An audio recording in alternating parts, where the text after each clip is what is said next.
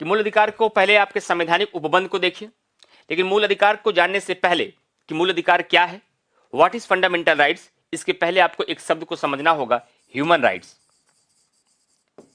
Human rights जिसे English में कहा जाता है, हिंदी में कहा जाता है मानव अधिकार। क्या कहा जाता है? मानव अधिकार। तो मूल अधिकार को समझने से पहले मैं थोड़ा सा आपको मानव अधिकार के बारे में बताना चाहता हूं। मानव अधिकार क्या होते हैं फ्रेंड्स? मानव अधिकार एक ऐसे अधिकार होते हैं जिसमें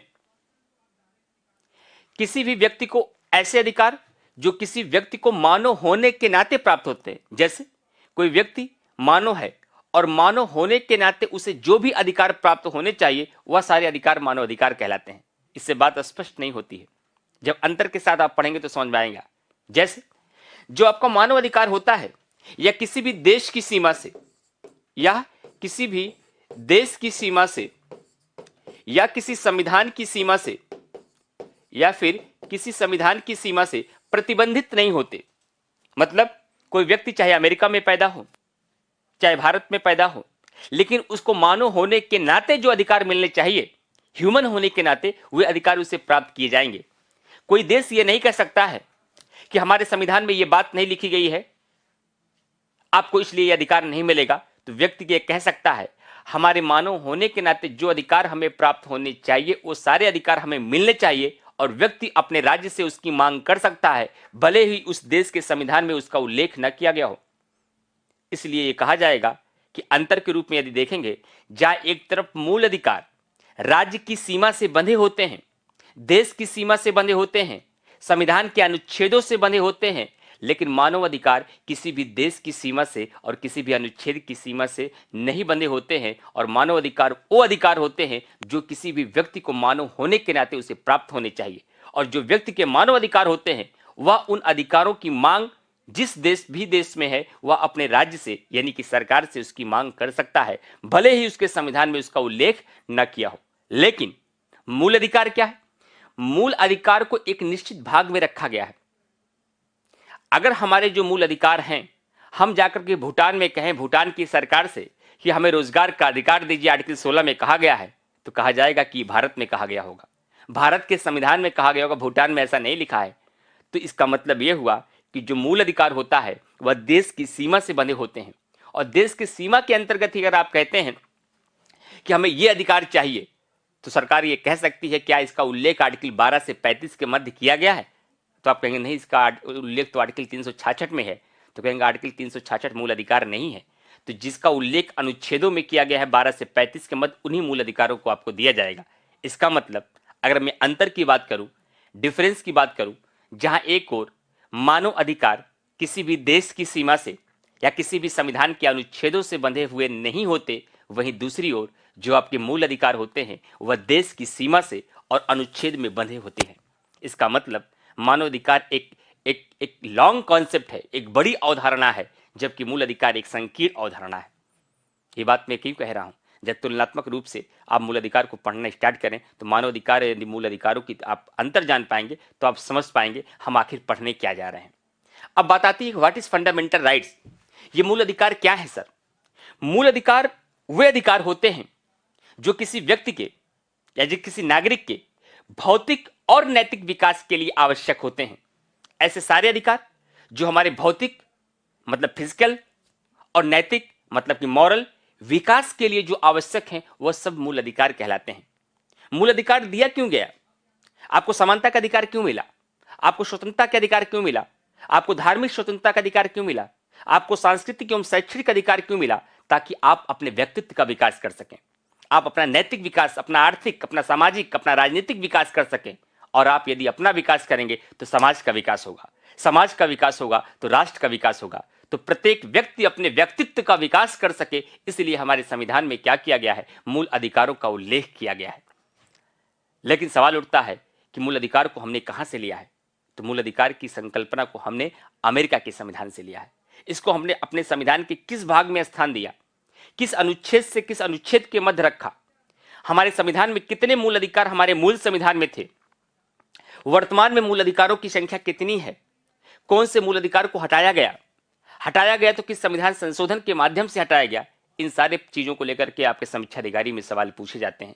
तो मैं एक बार आपके इसके संवैधानिक उपबंध के बारे में बताता हूं जहां जहां से क्वेश्चन बनते हैं। क्लियर? ये तो एक केवल बेसिक कॉन्सेप्ट के लिए मैं इस पॉइंट को आपको समझा रहा था। तो ध्यान दीजिएगा फ्रेंड्स, अगर मैं आपसे बात करूं संवैधानिक उपबंध की बात करूं, संवैधानिक उपबंध मैं सीधा पीडीएफ में दिखाना चाहूंगा, जहां जरूरत पड़ेगी तो मैं मूल अधिकार क्या है, तो संविधान में प्राप्त वे अधिकार जो व्यक्ति के भौतिक और नैतिक विकास के लिए आवश्यक होते हैं, ये सेम नोट्स आपको मिल जाएगा, उसे मूल अधिकार कहा जाता है। भौतिक विकास के अंतर्गत कौन आते हैं?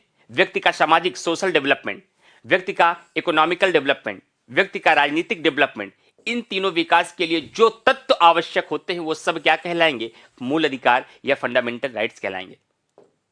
लेकिन नैतिक विकास क्या होते हैं? जैसे व्यक्ति का आध्यात्मिक विकास, जैसे व्यक्ति का धार्मिक विकास, इन सारे विकास के लिए जो तत्व आवश्यक होते हैं वह नैतिक विकास होते हैं, और नैतिक विकास के लिए जो उत्तरदायित्व तत्व होते हैं वे सब फंडामेंटल राइट्स कहलाते हैं। अब यदि इनके संवैधानिक उपबंधों की बात की जाए, कॉन्स्टिट्यूशनल प्रोविजंस की बात की जाए, तो जितने पॉइंट को मैंने यहां पे मेंशन किया है यहीं से मोस्टली क्वेश्चन आपको मिल जाएंगे। इस पॉइंट को थोड़ा मैं कट करता हूं, इस पर थोड़ा विवाद है, इसमें कोई एकदम स्पष्ट इसका प्रावधान अलग अलग किताबों में अलग अलग तरीके से ये प्रश्न बनता भी नहीं, मैंने जानकारी के लिए लिखा था, इस बार मैं इसको डिलीट कर दूंगा। इसमें इतने प्रश्न आपके बनते हैं कि मूल अधिकारों को हमने कहां से लिया है? संयुक्त राज्य अमेरिका से लिया है। लेने के बाद हमने अपने इसके संविधान में कहां स्थान दिया है? भाग 3 में दिया है। संविधान के भाग 3 को क्या कहा जाता है? Magna carta. क्यों कहा जाता है अभी समझाते हैं। जो ये मूल अधिकार है इसको अनुच्छेद 12 से 35 के मध्य रखा गया है। मूल संविधान में हमें कितने मूल अधिकार दिए गए थे? 7। वर्तमान में कितने मूल अधिकार हैं? 6। और यहीं से आपके बहुत सारे प्रश्न बनेंगे, कौन सा ऐसा मूल अधिकार था जिसे मूल अधिकार की श्रेणी से हटा दिया गया? यदि उसे मूल अधिकार की श्रेणी से हटाया गया तो उसे अब कहां रखा गया? उसे कौन सा अधिकार बना दिया गया? उसे किस भाग में रखा गया? पहले उसे किस अनुच्छेद में स्थान दिया गया था? तमाम प्रश्न आपके यहां से बनते हैं। तो कम से कम इतनी बातें तो क्लियर हुई। मूल अधिकार को हमारे संविधान के भाग 3 में रखा गया है, और भाग 3 में 12 से 35 के मध्य रखा गया है, और इसी भाग 3 को मैग्ना कार्टा कहा जाता है। तो बहुत सारे बच्चों का यह सवाल होता है, सर ये मैग्ना कार्टा क्या है? मैग्ना कार्टा के बारे में जानकारी नहीं होती है, तो मैं यहां डिस्कस करता हूं व्हाट इज मैग्ना कार्टा। ध्यान दीजिएगा फ्रेंड्स, मैग्ना कार्टा किसी व्यक्ति का नाम नहीं है। क्लास वॉइस मेरी क्लियर जा रही है ना? थोड़ा सा मैंने आज वॉइस जानबूझकर स्लो की है, मतलब यहां से नहीं शुरू की है, अपनी एनर्जी लेवल का वॉइस शुरू किया है, क्योंकि लगातार क्लासेस हैं। सुबह भी करंट अफेयर की क्लास लिया, फिर अभी आपकी क्लास है, और भी क्लासेस होनी रहती हैं। तो आज फास्ट है मेरा, तो फास्ट होने की वजह से थोड़ा सा कई बार ये होता है गला सूखने लगेगा तो पानी पीने की इसमें गुंजाइश है नहीं, तो इस वजह से थोड़ा सा मैं वॉइस को स्लो रखा हूं। तो आप इसके लिए परेशान मत होइए कि सर क्यों एनर्जी लेवल नहीं दिख रही है, तो आपको चीजें वैसे ही समझ में आएंगी। थोड़ा सा मैंने फ्रीक्वेंसी को धीमे रखा जानबूझकर, तो उसके लिए कोई दिक्कत हो तो आप बताइएगा। अच्छा, कुछ लोग कह रहे हैं सर पीडीएफ से मत पढ़ाइए, आप वैसे पढ़ाते हैं ज्यादा अच्छा लगता है। अच्छा, पीडीएफ से ना पढ़ाएं, पीडीएफ केवल नोट्स आपको पढ़ने के लिए दे दें, ठीक है? अच्छा, मिल जाएगा रीमा जी, परेशान मत होइए, पीडीएफ आपको मिल जाएगा, परेशान मत होइए इसके लिए। चलिए अब देखिए, अगर मैग्ना कार्टा की मैं बात करूं तो मैग्ना कार्टा क्या है? एक इंग्लैंड के राजा थे, इंग्लैंड के राजा थे किंग जॉन। किंग जॉन ने सामंतों के विरोध में पहली बार अपने नागरिकों को कुछ अधिकार दिए थे, कुछ राइट्स दिए थे, और किंग जॉन के द्वारा अपने नागरिकों को जो अधिकार दिया गया था, जिस डॉक्यूमेंट्स में अधिकार दिया गया था, उस प्रपत्र को, उस डॉक्यूमेंट्स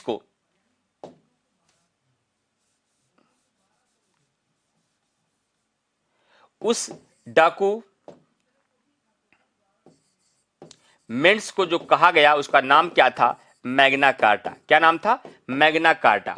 और तब से पूरे विश्व में यह प्रचलन बन गया कि किसी भी देश में जो सबसे महत्वपूर्ण दस्तावेज होता था, या जब से सबसे महत्वपूर्ण भाग होता था, प्रायः जिसमें भारतीय नागरिक या किसी भी देश के नागरिकों को कोई अधिकार दिया जाता था, या कुछ खास बात और भी होती थी, जो इंपॉर्टेंट डॉक्यूमेंट्स होते थे, उनको मैग्ना कार्टा की संज्ञा दी जाती थी।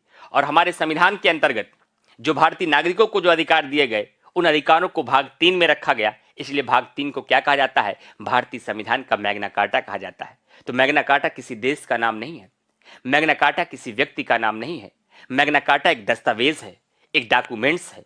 और इसीलिए भाग 3 को मैग्ना कार्टा कहा जाता है, क्योंकि भाग 3 के अंतर्गत दिए गए अनुच्छेदों के प्रावधान से ही भारतीय नागरिकों को मूल अधिकार प्रदान किए गए हैं। लेकिन कई बार इस बात के लिए डाउट्स होगा आपके एग्जामिनेशन में, जब क्वेश्चन पूछ लिया जाता है निम्नलिखित में से किसे मैग्ना कार्टा कहा जाता है, प्रस्तावना, मूल अधिकार, नीति निर्देशक तत्व या मौलिक कर्तव्य, तब जवाब देंगे मूल अधिकार।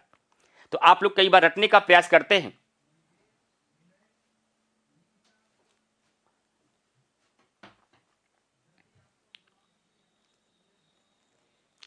वीडियो रुक तो नहीं रहा। ओझा जी का कमेंट आया 2 बार सर वीडियो रुक रहा है। और लोग शालिनी मिश्रा, मनोज जी, रीमा जी, जरा कमेंट करके आप लोग बताइए कि वीडियो रुक तो नहीं रहा, क्लास सही चल रही है ना,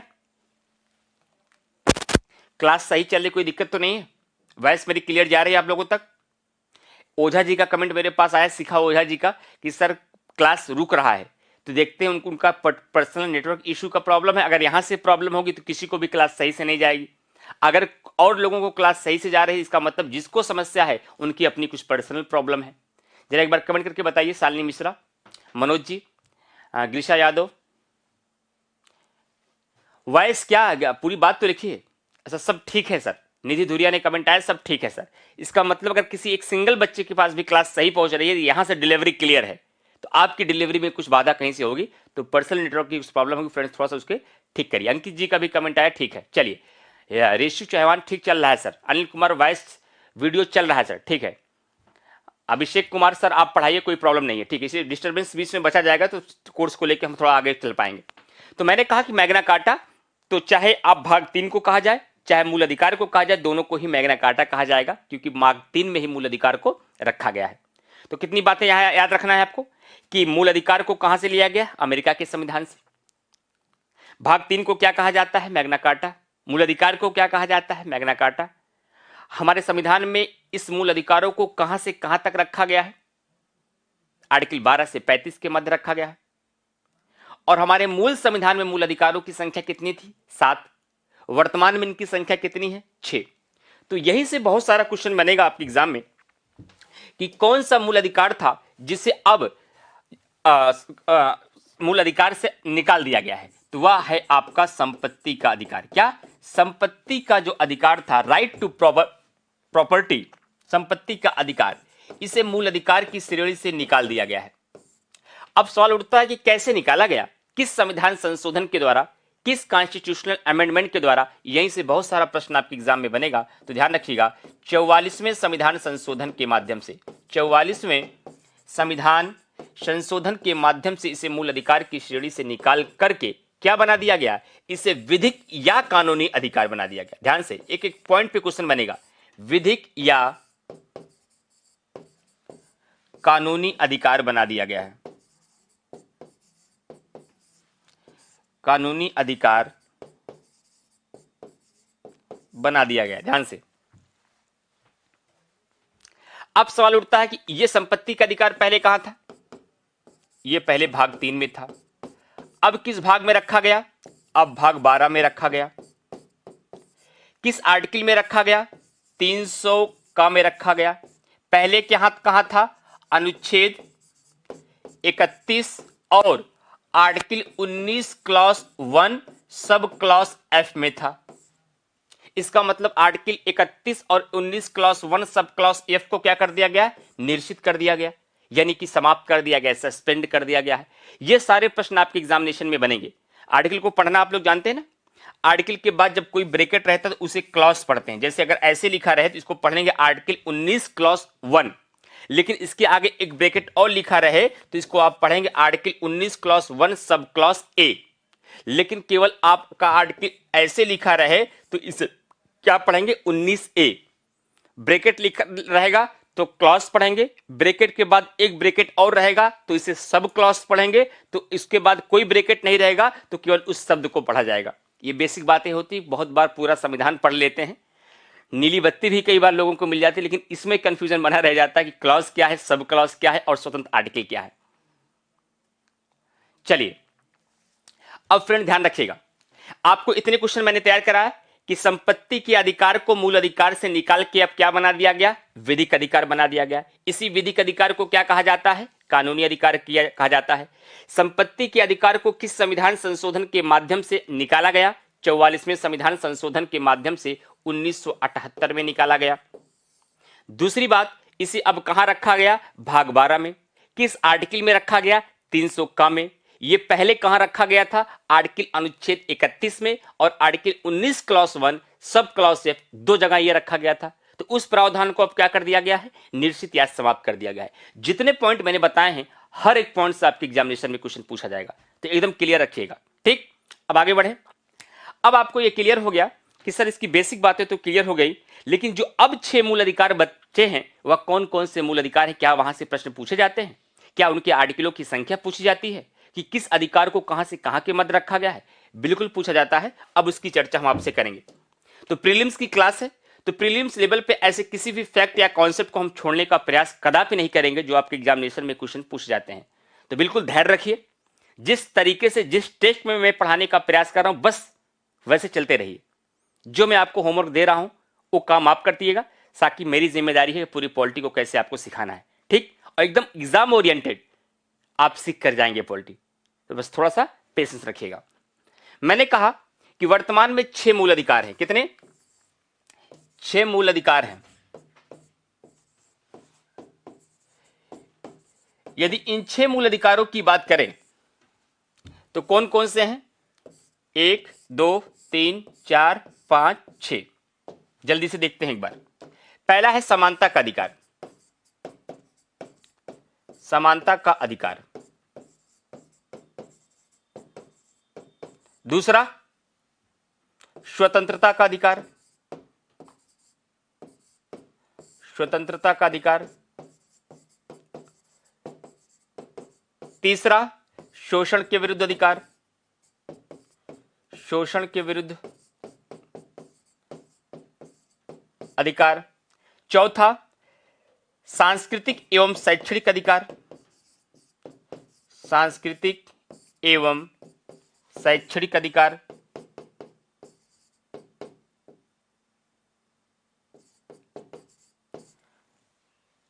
अच्छा, शोषण के बाद एक आप बीच का मिस हो रहा है, इसको इधर लिख देते हैं, धार्मिक स्वतंत्रता, धार्मिक स्वतंत्रता, इसको मैंने बगल लिख दिया। ठीक है, और उसके बाद 1 हो गया, 2 हो गया, 3 हो गया, 4 हो गया, 5 हो गया, और लास्ट में मैं यहां कर देता हूं संवैधानिक उपचारों का अधिकार, संवैधानिक उपचारों का अधिकार। ये क्रम से हो गया उपचारों का अधिकार। लेकिन मजे की बात क्या है, एग्जामिनेशन में कई बार क्या पूछा जाएगा, सारे अधिकार एक साथ आपको दे दिए जाएंगे। उसके बाद उन अधिकारों को आपको बताना है कि किस राइट्स को किस अनुच्छेद से किस अनुच्छेद के मध्य रखा गया है, ये एकदम क्लियर होना चाहिए। समानता के अधिकार को आर्टिकल 14 से 18 के मध्य रखा गया है। स्वतंत्रता के अधिकार को आर्टिकल 19 से 22 के मध्य रखा गया है। शोषण के विरुद्ध अधिकार को अगर बात करें तो आर्टिकल 23 से 24 के मध्य रखा गया है। धार्मिक स्वतंत्रता की बात करें तो आर्टिकल 25 से लेकर के 28 तक रखा गया है। सांस्कृतिक एवं शैक्षणिक अधिकारों की बात करें तो आर्टिकल 29 से लेकर के 30 तक रखा गया है, इसे याद करना है बिल्कुल। और संवैधानिक उपचारों के अधिकार की बात करें तो इसे आर्टिकल 32 में रखा गया है। तो आपका एक सवाल हमसे होना चाहिए जो आपने किया नहीं है, आप सवाल करेंगे या नहीं, जो आपको करना चाहिए। तो मैं आपका टीचर भी हूं और आपका मैं वकील भी हूं, तो आपका सवाल भी मैं ही उठाऊंगा। आपको सवाल यह करना चाहिए कि सर आपने पहले पेज में बताया कि मूल अधिकारों को आर्टिकल 12 से 35 के मध्य रखा गया है, बिल्कुल बताया, इसमें कोई डाउट नहीं है। फिर आपने समानता के अधिकार की जो शुरुआत की वो आर्टिकल 14 से की, और संवैधानिक उपचारों के अधिकार पे जो आर्टिकल का समापन किया आपने आर्टिकल 32 पे समापन किया। आखिर ये मामला तो 14 से 32 के मध्य आ रहा है और आपने लिखा है 12 से 35 के बीच। ये विरोधाभास कैसा, ये कैसा कॉन्ट्राडिक्टरी है, तो ध्यान रखिएगा। आर्टिकल 12, आर्टिकल 13, आर्टिकल 33, आर्टिकल 34 और आर्टिकल 35 डायरेक्ट फंडामेंटल राइट्स नहीं है। ये डायरेक्ट फंडामेंटल राइट्स नहीं है, बल्कि मूल अधिकारों से संबंधित कुछ अन्य प्रावधान यहां बताए गए हैं। ये अधिकार नहीं है जो आपको दिए गए हैं, लेकिन इनको मूल अधिकारों की श्रेणी में ही रखा गया है, या मूल अधिकारों के इतर उसके अलावा कुछ और प्रावधान को बताते हैं। वह क्या बताते हैं, जब एक एक आर्टिकल को आपको मैं विस्तार से वर्णन करूंगा, सब समझाऊंगा। लेकिन कभी एग्जामिनेशन में या कभी इंटरव्यू को, या मान लीजिए वीडियो का भी सिलेक्शन हो जाए, या पीसीएस के भी बहुत सारे स्टूडेंट्स क्लास कर रहे हैं, कभी इंटरव्यू में आप जाएं, अगर कभी आपसे पूछ लिया जाए कि आर्टिकल मूल अधिकार को कहां से कहां तक रखा गया, तो आप कहेंगे 12 से 35 के मध्य। फिर आपसे पूछा जाएगा समानता का अधिकार कहां से शुरू होता है, तो आप कहेंगे 14 से।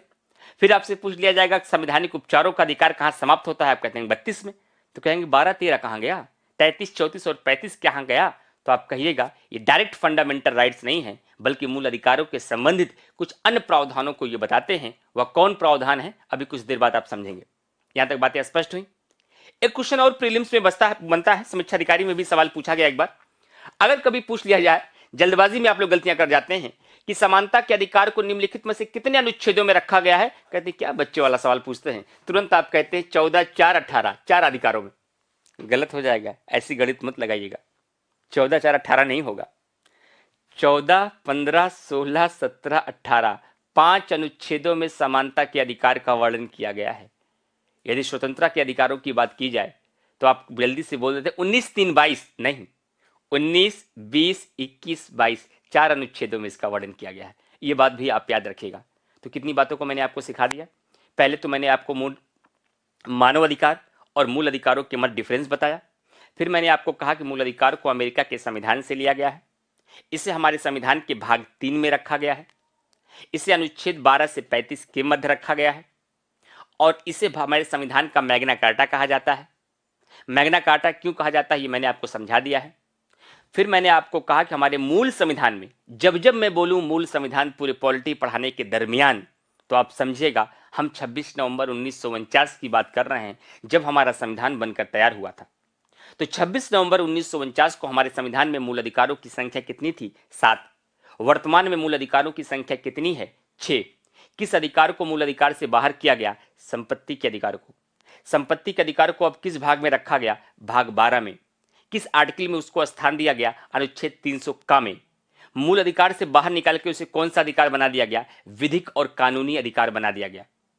विधिक और कानूनी अधिकार तो बनाया गया, लेकिन पहले वह किस आर्टिकल में रखा था, तो आर्टिकल 31 और article 19 clause 1 sub clause F में रखा गया था।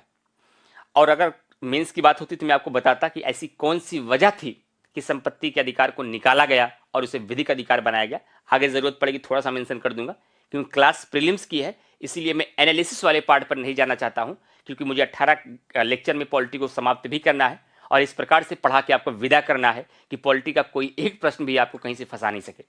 तो इसलिए मैं मेंस वाले टॉपिक से थोड़ा बचना चाहूंगा। फिर कभी मेंस में मेरी मुलाकात आपकी होगी तो वहां आप देखिएगा इसके बारे में। तो इतनी बातों को मैंने आपको बताया। फिर मैंने कहा कि ये जो 6 मूल अधिकार है, ये कौन कौन से मूल अधिकार हैं। तो मैंने कहा समानता का मूल अधिकार, समानता का अधिकार को कहां से कहां तक रखा गया है, 14 से 18। फिर स्वतंत्रता का अधिकार कहां से कहां तक रखा गया है, 19 से 22। फिर शोषण के विरुद्ध अधिकार कहां से कहां तक रखा गया है, 23 से 24। फिर धार्मिक स्वतंत्रता कहां से कहां तक रखा गया है, 25 से 28। फिर सांस्कृतिक एवं शैक्षणिक अधिकार कहां से कहां तक रखा गया है, 29 से 30। फिर संवैधानिक उपचारों का अधिकार आर्टिकल 32। ये मैं क्यों याद करा रहा हूं, क्योंकि एक तरफ सारे अधिकार देगा, एक तरफ आर्टिकलों को संख्या देगा, और आपको मैच द फॉलोइंग करना होगा और कूट में उसका आंसर देना होगा। और बहुत सारे लोग वहां धारा सही होते हैं, लेकिन आपको वहां सही करके आना है। फिर मैंने बताया कि आर्टिकल 12, आर्टिकल 13, आर्टिकल 33, आर्टिकल 34 और आर्टिकल 35 डायरेक्ट फंडामेंटल राइट्स नहीं है, यह मूल अधिकारों से संबंधित अन्य प्रावधानों को बताते हैं। इतनी बातें स्पष्ट हुई। यहां से आपके 30% क्वेश्चन मिल जाएंगे एग्जाम में। ठीक, अब आगे चलते हैं। आपको अभी मैं एक एक आर्टिकल को विस्तार से वर्णन करूंगा, आर्टिकल 12 से लेकर 35 तक। उसका तनाव मत लीजिएगा आप, अभी तो मैं आपको बेसिक केवल न्यू तैयार कर रहा हूं फंडामेंटल राइट्स की। यहां तक कोई समस्या तो नहीं, जहां तक अभी तक मैंने पढ़ाया वो बाद में जोड़ा गया। अजय वर्मा जी, संविधान संशोधन के माध्यम से जोड़ा गया। नहीं, नोट्स में सारी चीजें हैं। आगे देखिए, एक बात मैं बता देता हूं शिखा ओझा जी, कोई टीचर अपना कोई भी नोट्स दे, कोई कितना भी पढ़ाए, सेल्फ होता है। अगर आप सेल्फ काम करेंगे वो आपको सेल्फ ही काम आएगा। अगर आपको कोई कितना भी अच्छा पढ़ाए, एक सेल्फ नोट्स जरूर बनाया करिए, शॉर्ट में, बहुत शॉर्ट में बनाया करिए। जबकि मैं जितनी बातें यहां लिख रहा हूं ना, सब आपको पीडीएफ में मिल जाएगा, कोई आवश्यकता नहीं है। लेकिन अगर यदि आप कुछ शॉर्ट नोट्स तुरंत मत बनाइए, पहली बार जब मैं क्लास पढ़ा रहा हूं, जब पहली बार मेरी क्लास कर रहे हैं, पूरी वीडियो को देखने के कितने अवसर हैं आपके पास? 5 बार ना। पहली बार क्लास को कुछ मत लिखिएगा, क्योंकि लिखेंगे तो सुन नहीं पाएंगे। और किताब में सब लिखा है मेरे भाई, एम लक्ष्मीकांत से लेकर सुभाष कश्यप से लेकर डीडी बसु से लेकर नारायण पांडे में सब लिखा है जो पॉलिटी में पढ़ा रहा हूं। लेकिन ऐसे नहीं लिखा जैसे मैं पढ़ा रहा हूं, जो मैं बोल रहा हूं इस भाषा में वहां नहीं लिखा है। इसलिए ध्यान दीजिएगा कि जब पहली बार क्लास कर रहे हैं, पूरा फोकस मेरे लेक्चर पे दीजिएगा। जिन शब्दों का मैं प्रयोग कर रहा हूं, जिन बाधाओं को बता रहा हूं, जिस टेक्निक को बता रहा हूं, कैसे सवाल बनेंगे, कैसे फंसाया जाएगा, कौन इंपॉर्टेंट है कौन इंपॉर्टेंट नहीं है, तो पहली बार कुछ लिखिएगा मत प्लीज। केवल लेक्चर को सुनिए और क्लास को करिए। फिर उसके बाद जब सेकंड बार वीडियो को देखिएगा तो उसको बाद क्या करिएगा, नोट कर लीजिएगा। बहुत लोग कहते हैं कितनी बार देखें, करिए 2 से 3 बार जरूर देखिए, क्योंकि बार बार पॉलिटी मत पढ़िए, एक बार पढ़िए और ये कॉन्फिडेंस आ जाए, अब पॉलिटी मेरा गलत नहीं हो सकता है, ये कॉन्फिडेंस आना चाहिए आपको। और ये कॉन्फिडेंस एक बार में नहीं आएगा, एक बार पढ़ के छोड़ देंगे, 3 महीने बाद फिर पॉलिटी नए सिरे से पढ़ ली होगी, नहीं सब भूल जाएगा। लेकिन यदि इसको 2-3 बार आपने रिवीजन कर दिया तो फिर पॉलिटी आपको तैयार हो जाएगी। तो पहली बार क्लास को करिए, कोई नोट्स मत बनाइए, पीडीएफ मिल जाएगी।